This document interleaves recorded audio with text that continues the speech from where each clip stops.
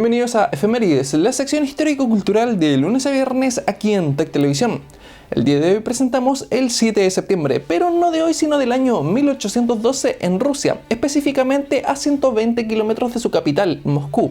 Y es que es en un día como hoy cuando se produce la batalla más grande y sangrienta de las guerras napoleónicas. Hablamos de la batalla de Borodino. En ella, tras 9 horas de intensos combates entre los ejércitos franceses y rusos, se producen unos 100.000 muertos entre ambos bandos.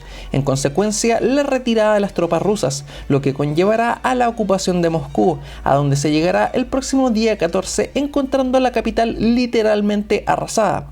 Sin embargo, esta victoria táctica de Napoleón y sus tropas francesas no lograrán acabar con las fuerzas rusas bajo las órdenes del príncipe Mijaíl Kutuzov.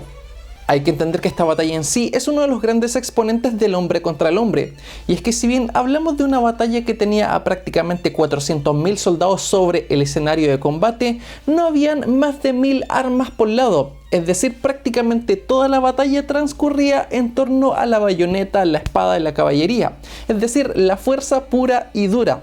Napoleón, por su parte, estaba completamente sorprendido de la baja cantidad de capturados en la guerra, y es que de hecho los rusos sabían que ellos en este combate eran la última frontera antes de llegar a Moscú, por ende los mismos preferían morir a rendirse. Y aunque Napoleón derrota en esta batalla a los rusos y llega finalmente a Moscú, el príncipe de Moscú decide abandonar la ciudad y quemarla antes de que los franceses lleguen al lugar y se apoderen de sus provisiones. De esta forma, aunque Napoleón gana la batalla, realmente no gana mucho más que sangre y gran pérdida de hombres. Avanzamos desde entonces hasta el año 1822 en Sao Paulo, Brasil, ya que es también en un día como hoy cuando el regente de dicha nación, el emperador Pedro I, renuncia al dominio portugués, proclamando la independencia del Brasil, bajo el grito «Independencia o muerte». Este proceso se diferencia del resto de guerras de independencia de Hispanoamérica en que fue un proceso independentista pacífico y además fue dirigido por un miembro de la familia real de Portugal, el príncipe heredero Pedro I, que se convertiría en emperador. El régimen resultante fue el Imperio del Brasil, una monarquía constitucional que perduró hasta 1889, siendo así el régimen monárquico independiente más duradero en América.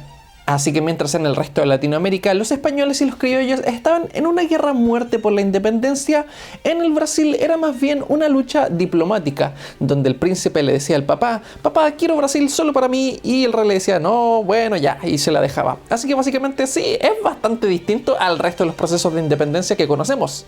Avanzamos desde entonces hasta el año 1986 en Chile, específicamente a 40 kilómetros de Santiago, camino a Cajón del Maipo. Y es que es en un día como hoy cuando se produce el atentado a Augusto Pinochet.